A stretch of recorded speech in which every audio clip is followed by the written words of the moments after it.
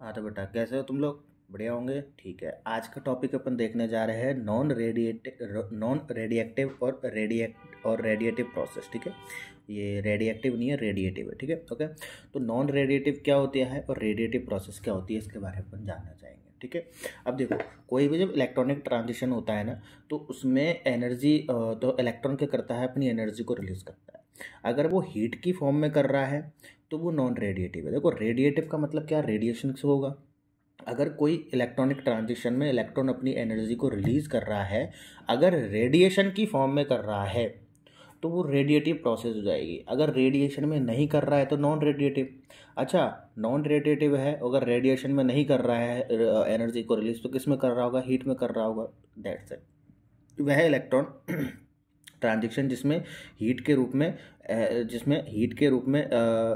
में रिलीज वह electronic transition जिसमें इलेक्ट्रॉन अपनी एनर्जी को हीट के रूप में रिलीज करते हुए डीएक्टिवेट हो जाता है, इसे क्या कहते हैं, नॉन रेडिएटिव प्रोसेस कहते हैं। ठीक है, अब एनर्जी रिलीज कब होती है, जो कॉलिजन आपस में मॉलिक्यूल्स बढ़ेंगे तो ये एनर्जी मॉलिक्यूल्स के कॉलिजन से, कॉलिजन मतलब आपस में टक्कर, ये एक मॉलिक्यूल है, ये एक मॉलिक्यूल आपस में टक्कर हो जाएगी तो क्या हो जाएगी, एनर्जी को रिलीज करेंगे। ठीक है, नॉन रेडिएटिव प्रोसेस दो टाइप की होती है, एक तो इंटरनल कन्वर्जन होता है और एक इंटर सिस्टम कन्वर्जन होता है।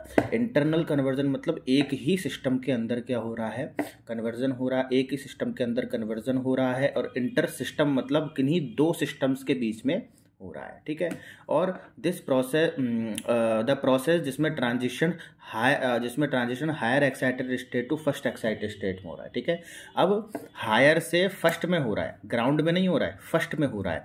अब वो S3 से S1 में आ सकता है या S2 से S1 में आ सकता है।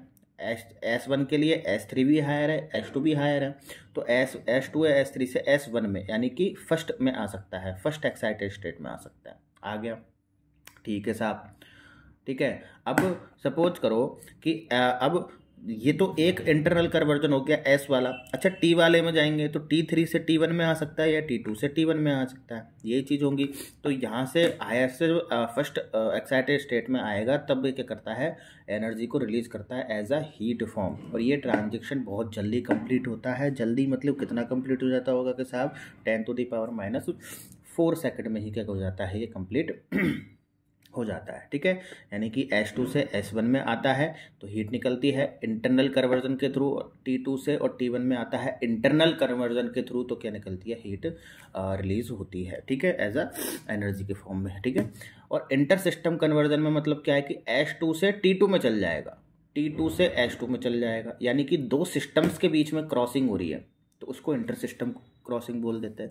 तो the process in which transition occurs from single and triple, ये लाइन गलत है थोड़ी सी। ठीक है, इसको हटा देना, ये लाइन गलत है। अपन को ध्यान कहाँ पर देना है, इंटर सिस्टम क्रॉसिंग पर ध्यान देना है। ठीक है, दो सिस्टम्स के बीच में, पता नहीं किसने लिख दिया इंटर सिस्टम क्रॉसिंग, यानी कि दो सिस्टम्स के बीच में क्या हो रही है, क्रॉसिंग हो रही है। यानी कि S3 से T3 में जाएगा तो S अलग सिस्टम है, T अलग सिस्टम है, तो S3 से T3 में चल जाएगा तो इंटर सिस्टम होगी ना, एक सिस्टम से दूसरे सिस्टम में जब इलेक्ट्रॉन ट्रांसफर होगा, ट्रांजिशन होगा, तो हीट के फॉर्म में क्या होगी, एनर्जी रिलीज होगी। इंटर सिस्टम क्रॉसिंग S3 से T3।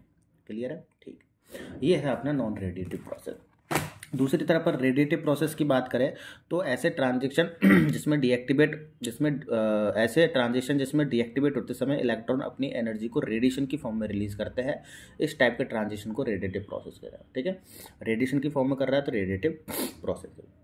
अब देखो, रेडिएटिव प्रोसेस के दो पार्ट है, फ्लुओरेसेंस और फॉस्फोरेसेंस। फ्लोरोसेंस,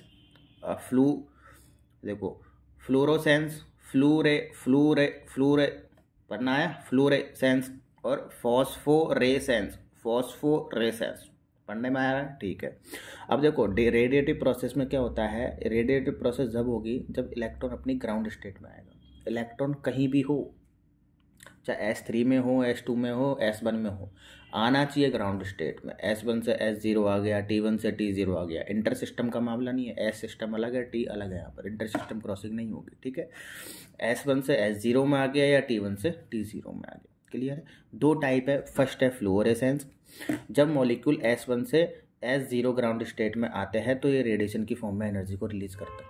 S1 से S0 में आ रहे तो क्या है, फ्लोरेसेंस है। S1 से S0 में आ रहे फ्लोरेसेंस है, और एनर्जी को रिलीज करेंगे तो रेडिएटिव फॉर्म में करेंगे, H म्यू रेडिएशन के फॉर्म में करेंगे, ठीक है।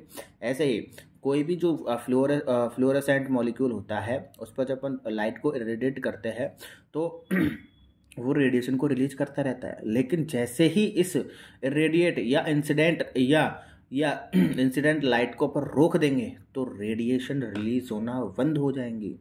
ये क्या है, फ्लोरेसेंस मॉलिक्यूल्स का नेचर है, समझ में आई बात।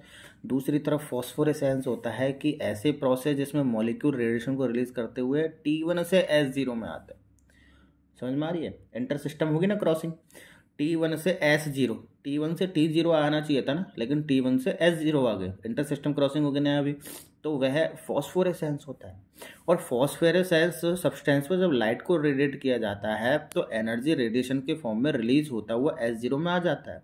अगर इस लाइट को रोक देंगे, जो इस फॉस्फोरेसेंस मॉलिक्यूल्स पर लाइट डाल रहे हैं, इस लाइट को क्या कर देंगे अपन, रोक देंगे, तो ये मॉलिक्यूल्स जो होता है वो रेडिएशन को रिलीज करता हुआ ही आता है, रेडिएशन का रिलीज होना रुकता नहीं है। ये किसका नेचर है, फॉस्फोरेसेंस का। तो फ्लोरेसेंस और फॉस्फोरेसेंस में कन्फ्यूजन क्लियर हुआ, बहुत ईजी लैंग्वेज में है, एकदम आसान तरीके से लिखा हुआ भी आसान तरीके से है, समझा भी आसान तरीके से रहा हूँ, ठीक है। तो बहुत बहुत धन्यवाद आपका। ये आज के अपने टॉपिक थे, नॉन रेडिएटिव और रेडिएटिव प्रोसेस। ये रेडिएक्टिव नहीं है, इनको ठीक कर लेना, पता नहीं यार कैसे लिखते हैं। तो नॉन रेडिएटिव है ये और रेडिएटिव प्रोसेस है, ठीक है। तो बहुत बहुत धन्यवाद आपका, और पढ़ते रहिए, एग्ज़ाम नज़दीक आ रही है, ठीक है। वीडियो को लाइक करना, चैनल को सब्सक्राइब करके ही जाना, ठीक है, और वीडियो को शेयर कर देना ताकि ज़्यादा से ज़्यादा लोग देख सकें, ठीक। तो थैंक यू सो मच।